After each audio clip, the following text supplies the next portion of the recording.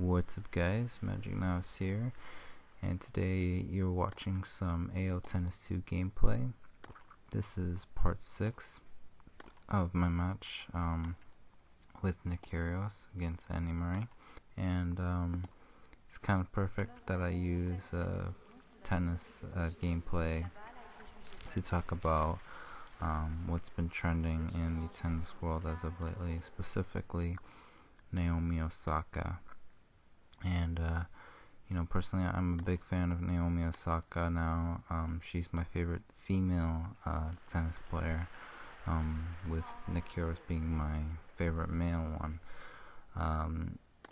If you follow enough tennis, you know that Naomi Osaka has risen to fame ever since she had her first major win against Serena Williams, in which she had a lot of drama, or brought a lot of unnecessary drama in that mix when Naomi Osaka won her first major against her.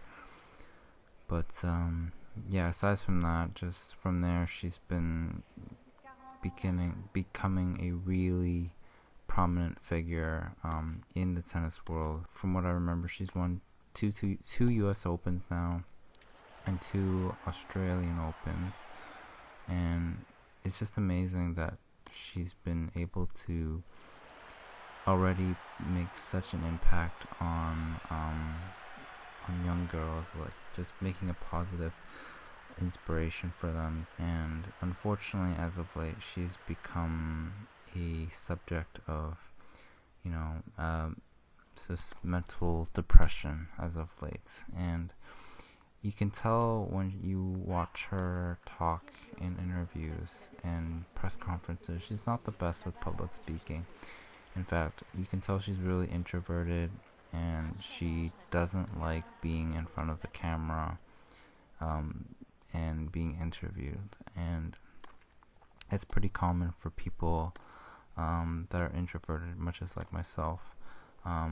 Obviously, like, the more you get used to such situations, it gets a little easier. But when you are one of the best players in the world, that is a lot of pressure. And so what ends up happening is, Naomi Osaka just doesn't like it when press will ask her very uncomfortable questions, especially when they suffer a loss, usually, because as a pro tennis player, the rule is that you are obligated to have to attend press conferences if they request to talk with you and ask you questions, even if you win or lose a match. Which, because Naomi Osaka is kind of taking a stand against this,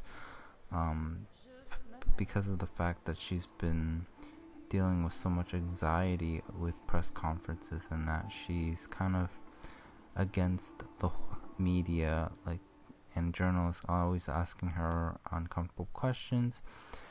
She made the decision to not attend a press conference after she won her first round match in the French Open this year, which of course that ended up going against her obligations as a tennis player. She ended up being fined by the French Open for $15,000, and just because she refused to talk to the press after her match. And that was already, if you already thought that was pretty bad enough, she got threatened if she did not attend any future press conferences during the tournament, she could get she could be defaulted or forfeited from the tournament, or there would even be bigger fines like suspensions. And even the other majors, the US Open, Australia Open, Wimbledon, was threatening the same thing to her. And just all those things combined, on top of the fact that she was already dealing with so much with mental depression as of lately, and just anxiety in general. That's not a good combination. And I mean, it's really sad that the the uh the people in charge of the whole tennis tournament, like the board of tennis, or whatever it is, they had to go about it this way with fining her and stuff. Like, I think I think Naomi Osaka made it pretty clear from the get-go, that she wasn't committed to attending press conferences during this time.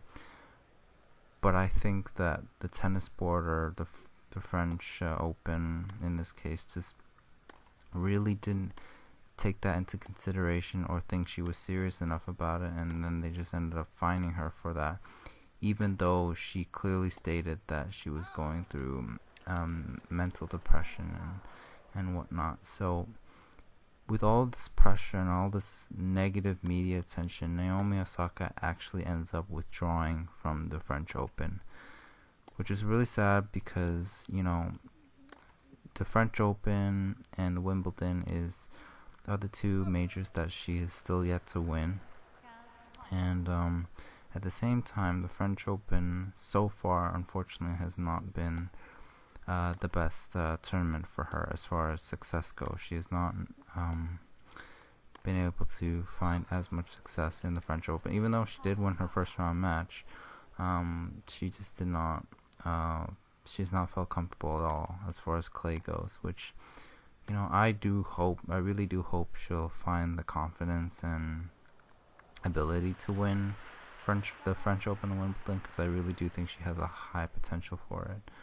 But you know what?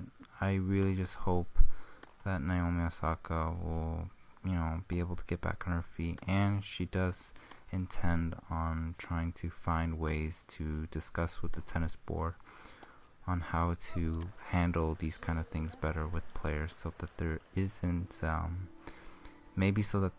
as much obligation to attend press conferences, especially if a player loses or something like that.